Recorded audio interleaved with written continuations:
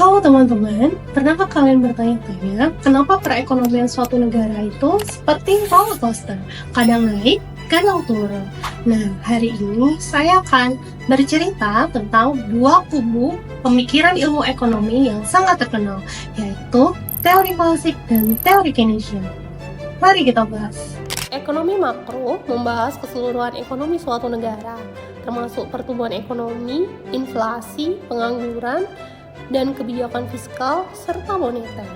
Kebijakan fiskal melibatkan pengeluaran dan pajak yang ditetapkan oleh pemerintah, sedangkan kebijakan moneter dikelola oleh bank sentral untuk mengendalikan jumlah uang yang beredar dan suku bunga.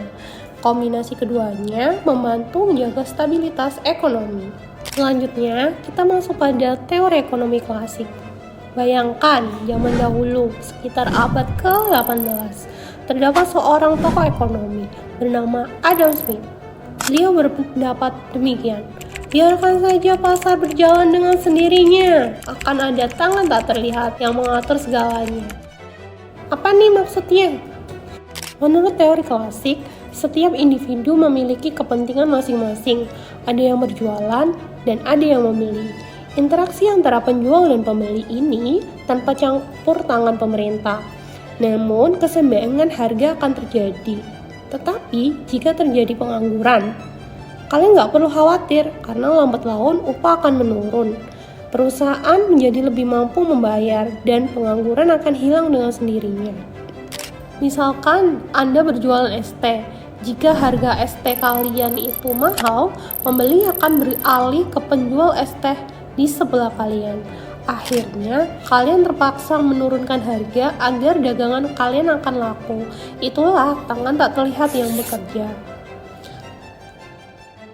Menurut teori klasik, jika ekonomi sedang lesu, pemerintah sebaiknya ngapain? Apakah membagikan uang, tidak melakukan intervensi, atau membuat peraturan baru? Tadi kita sudah membahas tentang teori ekonomi klasik, selanjutnya adalah teori ekonomi Keynesian. Teori ekonomi klasik itu tergoyahkan ketika terjadi peristiwa yang sangat besar disebut Great Depression. Great Depression dicirikan dengan adanya pengangguran yang merajalela, ekonomi lesu total, dan tangan tak terlihat itu sedang seolah beristirahat. Kemudian muncullah seorang ekonom baru yang bernama John Maynard Keynes. Keynes berpendapat tidak bisa dibiarkan, pemerintah harus melakukan intervensi. Nah, bagaimana caranya? Pemerintah harus mengeluarkan anggaran, contohnya untuk membangun infrastruktur atau memberikan subsidi kepada masyarakat. Tujuannya adalah meningkatkan daya beli masyarakat sehingga ekonomi kembali bergerak. Contoh sederhana, ketika kamu berjualan es teh, akan tetapi semua orang sedang tidak memiliki uang dan tidak ada yang membeli es teh kamu, pemerintah dapat memberikan bantuan tunai kepada masyarakat agar mereka dapat membeli es teh. Dengan demikian, ekonomi akan kembali bergerak, bukan? Menurut teori Keynesian, jika masyarakat enggan berbelanja, pemerintah sebaiknya apakah dia memaksa masyarakat untuk berbelanja, atau memberikan diskon besar-besaran, atau bahkan mengeluarkan anggaran untuk proyek-proyek. Jadi, apa perbedaan antara keduanya?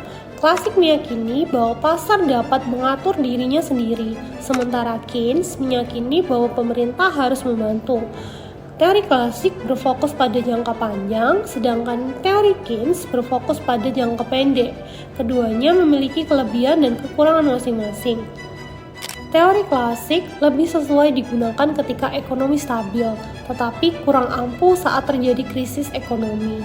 Namun, teori Keynesian lebih efektif ketika mengatasi krisis, tetapi dapat menyebabkan utang negara yang menumpuk.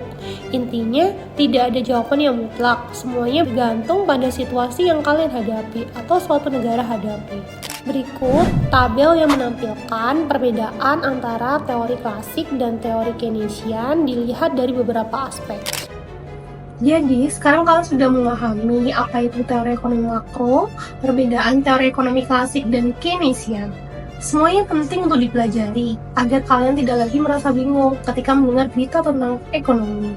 Nah, menurut kalian, kira-kira teori mana nih yang lebih tepat untuk diterapkan di negara kita? Apakah teori ekonomi klasik atau Keynesian? Mana ya yang lebih sesuai?